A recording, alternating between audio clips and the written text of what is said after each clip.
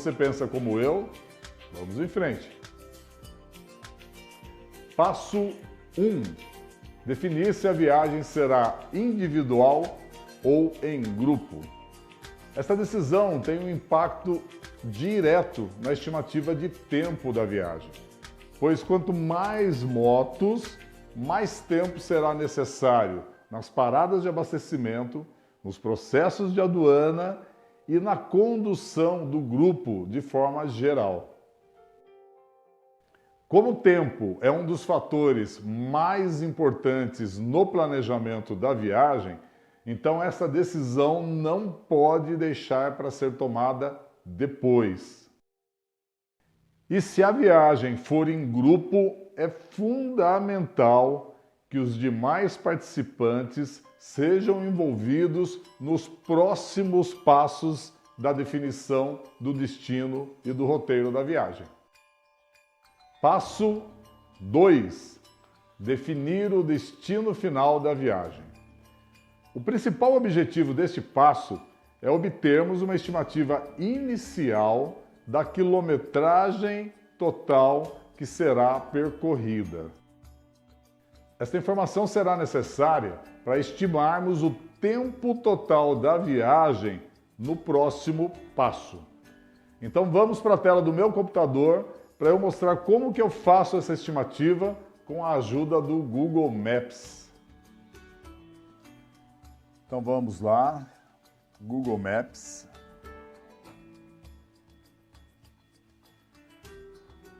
Agora vamos aqui em Rotas.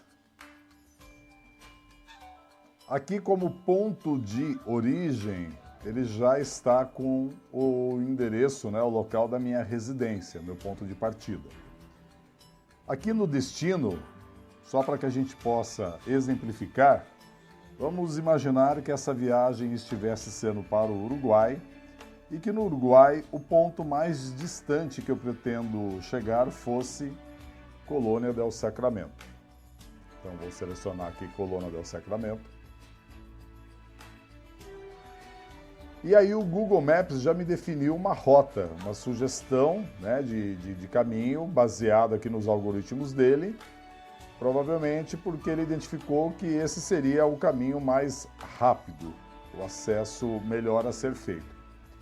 Nesse momento, como nós precisamos só de uma estimativa da quilometragem total, então nós não vamos nos preocupar com muitos detalhes agora, tá? Então nós vamos assumir essa sugestão que foi nos apresentada. Então ele está dando aqui que por esse caminho são 2.156 quilômetros para chegar até Colônia del Sacramento. Então vamos considerar esse mesmo roteiro para ida e volta. Então vamos multiplicar essa quilometragem por 2 e aí chegaremos aqui em 4.312 quilômetros. Em cima dessa quilometragem, eu faço o seguinte acréscimo.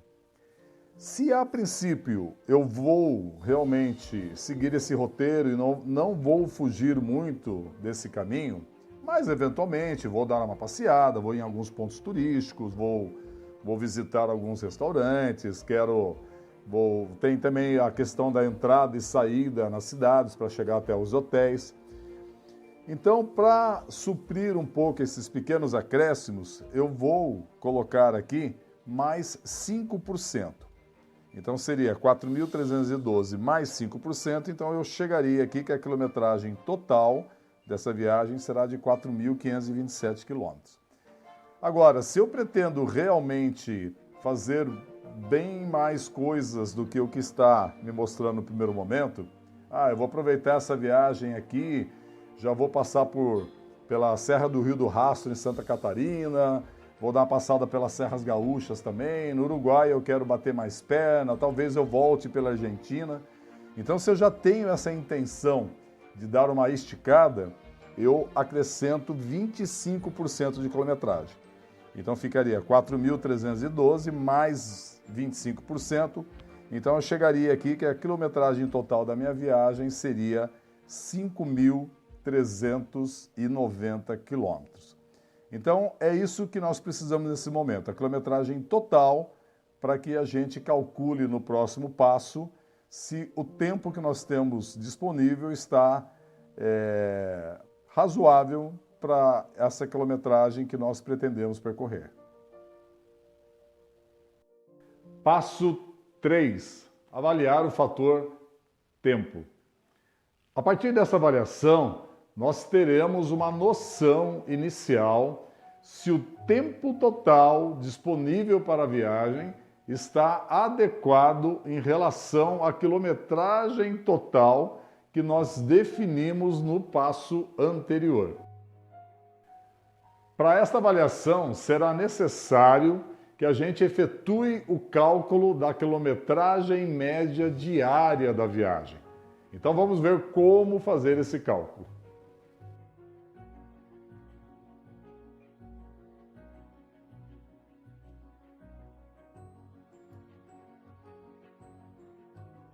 Se a quilometragem média diária for de aproximadamente 400 quilômetros, significa que o tempo que nós temos disponível para a viagem está adequado à quilometragem total que iremos percorrer.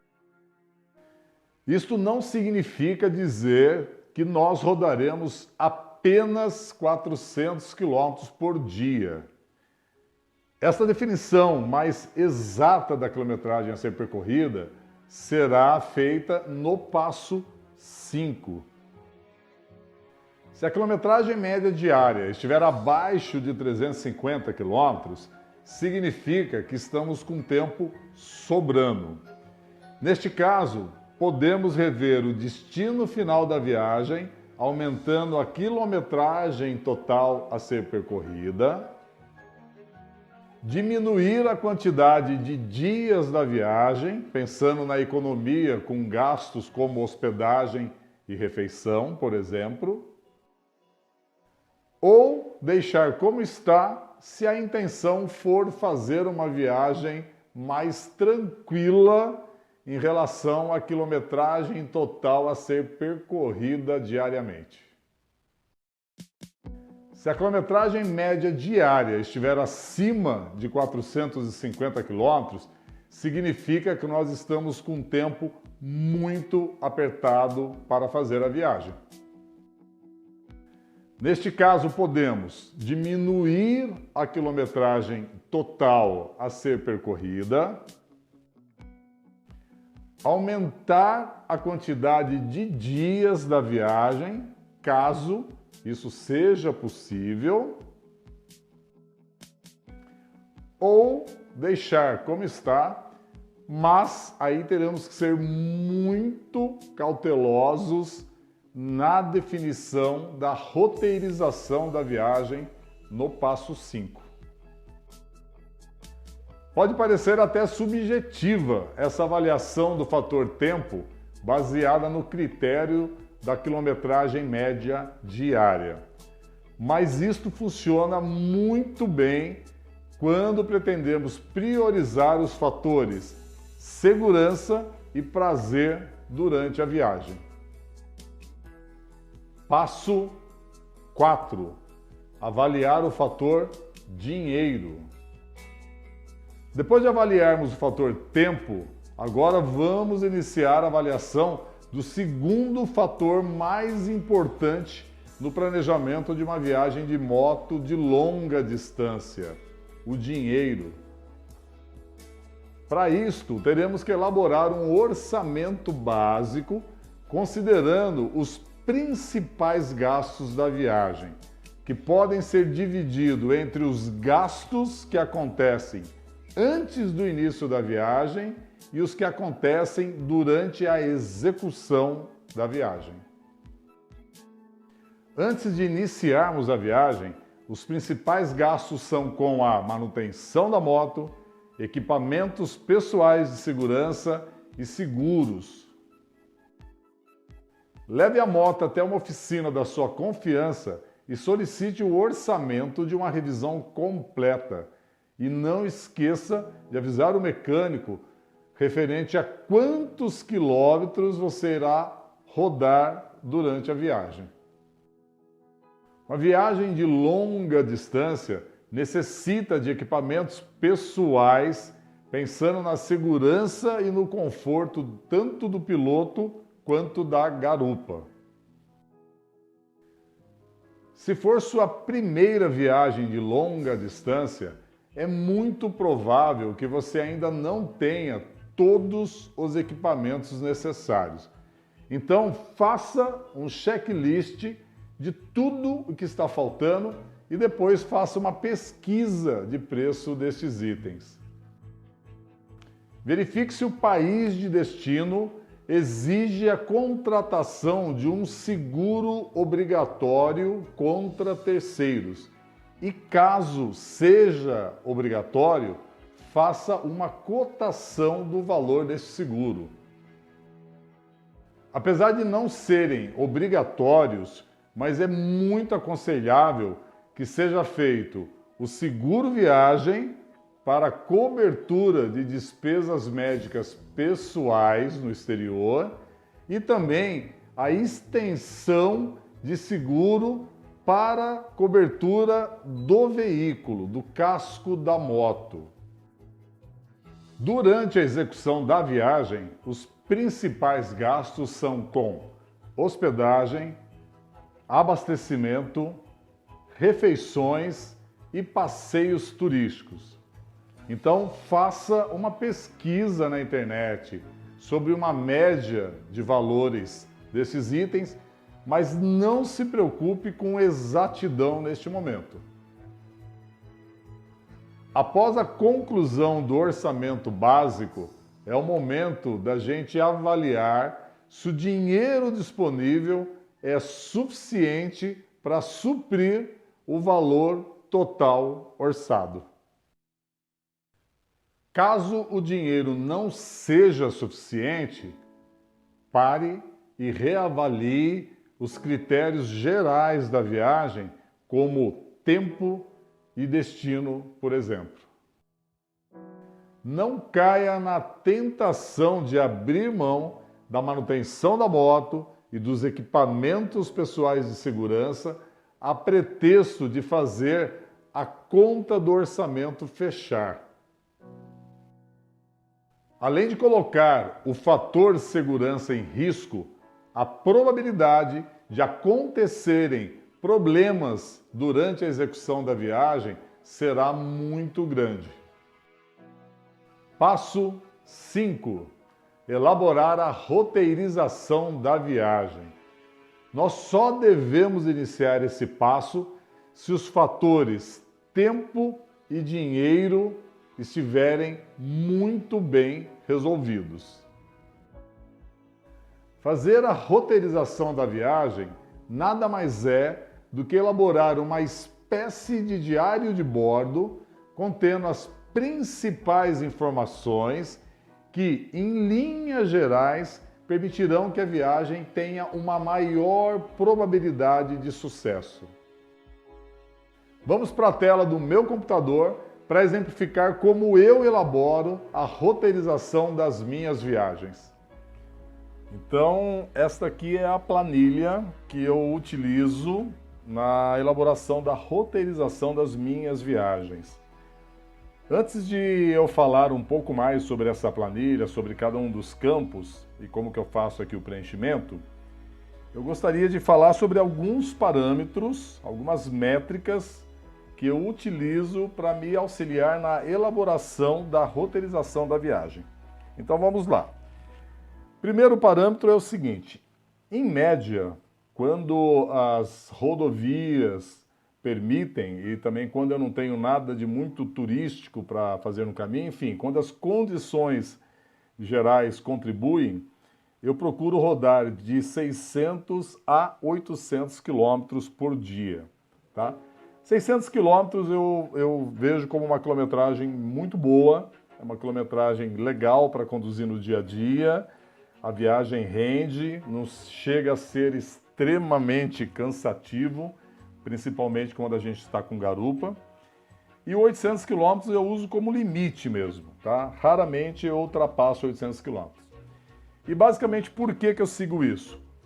Em média, a gente consegue desenvolver aí uma quilometragem média horária de 80 quilômetros, considerando várias questões que a gente tem pelo caminho, né, de travessia de trechos urbanos, postos policiais, enfim, várias questões que fazem com que a nossa velocidade média realmente ela caia. Então, ainda que eu esteja pilotando a 110, 120 por hora, mas essa não será a velocidade média considerada. Então, partindo dessa métrica de 80 km em média por hora, se a gente estiver falando de 800 km no dia, a gente está falando de 10 horas de pilotagem. Então, se a gente considerar aí tempo de parada para lanche, eventualmente alguma parada para descanso ou para foto, a gente chega aí em 11, 12 horas de pilotagem no dia. Então, isso implicaria ter que sair logo de manhãzinha do hotel e chegar no final da tarde.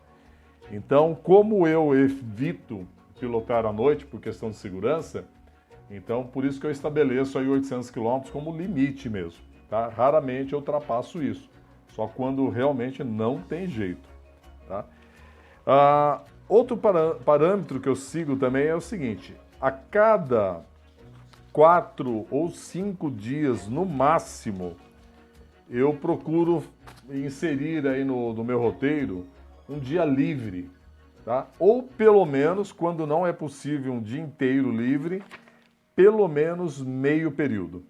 Então, esses intervalos livres, eles são muito importantes, tá? E pode ser utilizado de várias formas. Para descanso, para turismo mesmo, para manutenção da moto, para mandar lavar roupas, para resolver assuntos pessoais, enfim. Não importa os motivos, tá? Mas é fundamental que a gente consiga estabelecer esses tempos livres, tá? Nesses intervalos de a cada 4, 5 dias. Lógico, dependendo da viagem, dependendo da quantidade de dias, a gente pode estender um pouquinho mais isso ou até encurtar um pouquinho mais, se a gente estiver mais tranquilo. Mas, em média, é importante não fugir muito disso. Então, nenhuma viagem, nenhuma roteirização, ela deve ser feita com um período muito apertado, porque o primeiro imprevisto, o primeiro problema que tiver, ele já vai fazer com que todo o planejamento fure.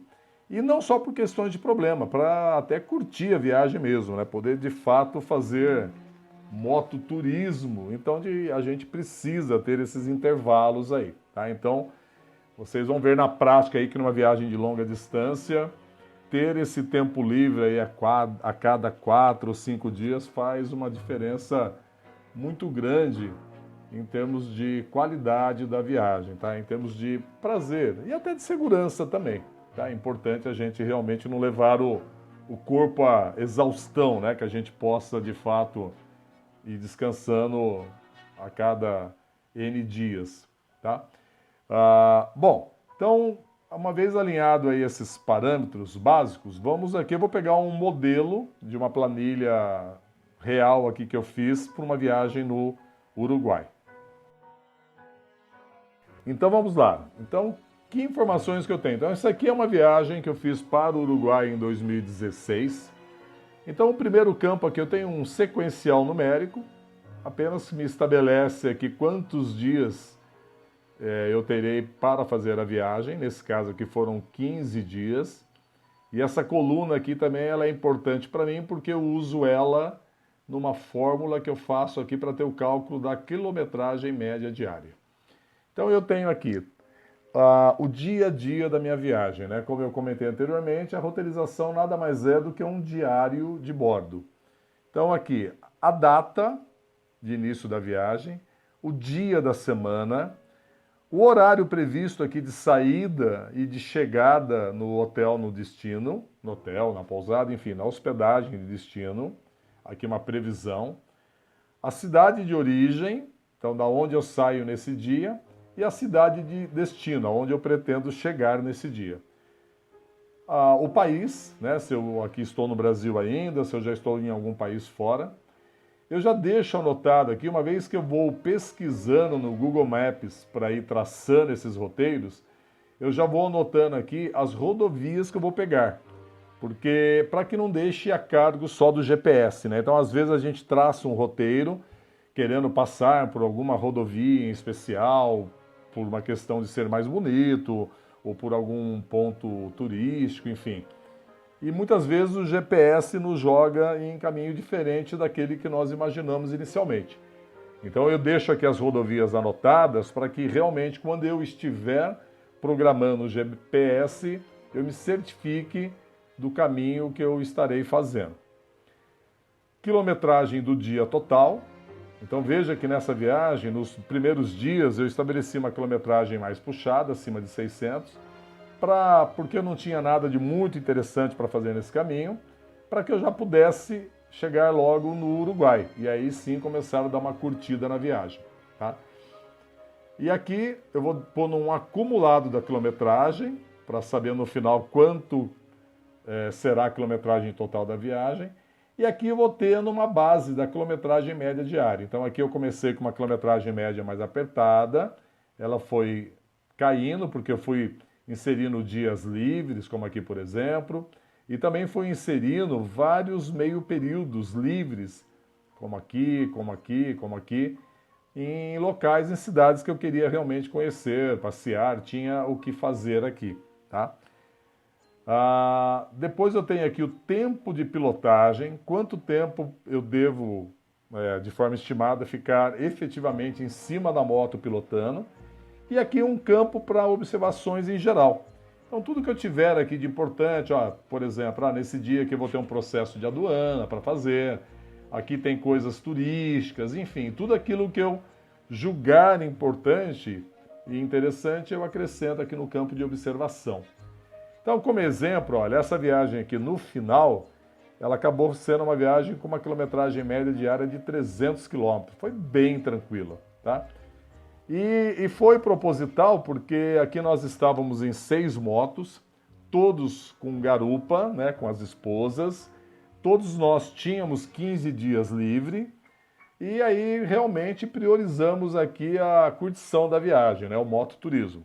Mas pela quilometragem, seria uma viagem que daria para fazer tranquilamente, aí, seguindo aquele parâmetro de 400 km médio diariamente, daria para fazer essa viagem aqui em 11 dias, sem grandes dificuldades. Daria até para fazer em 10 dias, que daria aquela média máxima recomendada de 450 km dia. Menos que 10 dias, a gente já começaria a ter que apertar os tempos livres, os tempos de paradas, tá? Então, como eu comentei lá quando a gente estava falando do passo 3, essa média, esse parâmetro de 400 km dia, ou no máximo 450, ele é bem importante, porque é ele que vai permitir que na hora que a gente esteja de fato detalhando a roteirização, a gente consiga realmente priorizar a questão de segurança e prazer durante a viagem. Chegamos ao fim do primeiro vídeo da série de vídeos sobre planejamento de viagens de moto de longa distância. No vídeo de hoje, nós vimos os 5 passos que eu sigo no processo de definição do destino e roteiro das minhas viagens de moto.